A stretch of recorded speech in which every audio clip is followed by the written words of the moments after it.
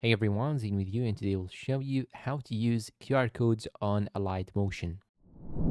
First, you want to go and open the application on your phone. And now once you open it, you go and choose any one of these videos. And after you choose the video, here you can pause on the section that you have the QR code on. And now you want to take a screenshot. After taking a screenshot, you want to crop it till you have only the QR code like so. Then click on done and click on save to photos. Now you want to open this website QR code scanner. Then you want to click on this camera icon, then click on allow. Then you want to go and click on choose file. Then you want to go and click on photo library.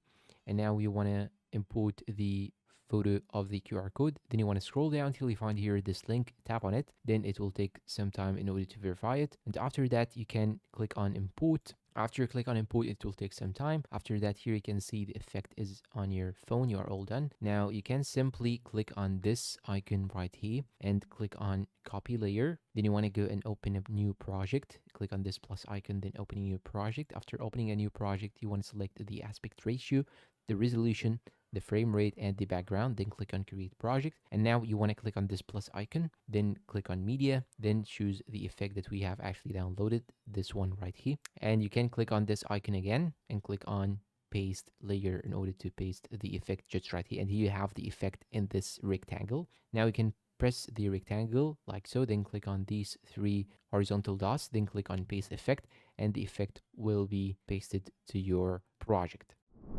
And that's all for this video. If you find it helpful, please support us with like, subscribe, comment, share. Thank you for watching, and goodbye.